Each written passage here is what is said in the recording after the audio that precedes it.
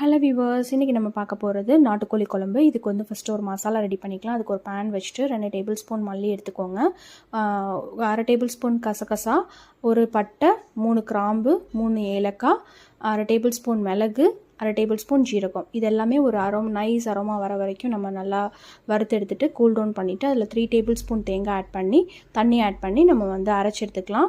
இப்போ இதை சைட் வச்சுட்டு நம்ம வந்து சிக்கனை வந்து மேரினேட் பண்ணிக்கலாம். நான் நாட்டுக்கோழி எடுத்திருக்கேன்.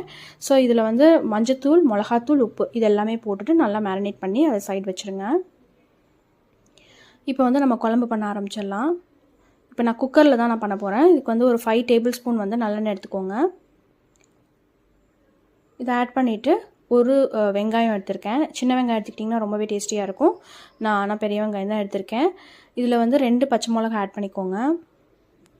இது நல்லா வந்து ஒரு பிங்கிஷ் கலரில் அந்த வெங்காயம் வர அளவுக்கு வதக்கி எடுத்துக்கோங்க. ஸோ இந்த அளவுக்கு வதக்கி எடுத்ததுக்கப்புறம் தக்காளி, இப்போ இஞ்சி பூண்டு பேஸ்ட் வந்து 2 டேபிள் ஸ்பூன் நான் ஆட் பண்ணிக்கிறேன்.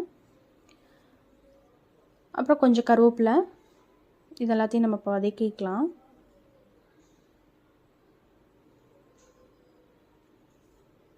இது நல்லா வதங்கினோன்னே 2 தக்காளி ஆட் பண்ணிக்கிறேன் நான்.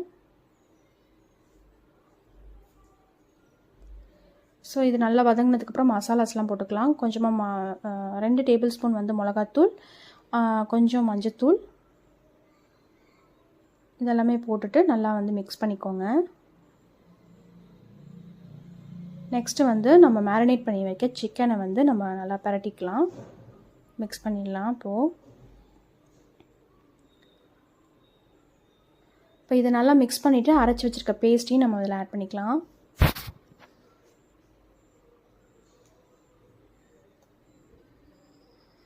இதையும் இப்போ நல்லா வந்து கிளறி விட்டுக்கலாம்.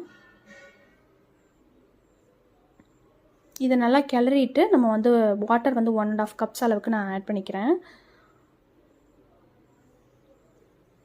ஆட் பண்ணிவிட்டு ஒரு 3 to 4 விசில்ஸ் வச்சு நான் வந்து எடுத்துக்க போகிறேன். 3 விசில்ஸ் தான் நான் வச்சேன். ஸோ அப்போ தான் நல்லா வேகும். நாட்டுக்கோழி யூஸ்வலாக வந்து கொஞ்சம் டைம் எடுக்கும். இப்போ கொஞ்சமாக உப்பு ஆட் பண்ணிவிட்டு நம்ம விசில் வந்து ஒரு 3 விசில்ஸ் வச்சு எடுத்துக்கலாம். இப்போ நம்மளோட நாட்டுக்குழம்பு ரொம்பவே சூப்பராக ரெடி ஆகிடுச்சு. பாருங்கள் இவ்வளோ சூப்பராக ரெடி ஆகிடுச்சின்னு சொல்லிட்டு இதை வந்து நான் வந்து ஒரு சர்விங் பவுலில் சேஞ்ச் பண்ண போகிறேன். இதில் வந்து லைட்டாக வந்து கார்னிஷிங்க்கு வந்து கொத்தமல்லி ஆட் பண்ணி நம்ம வந்து சர்வ் பண்ணிடலாம்.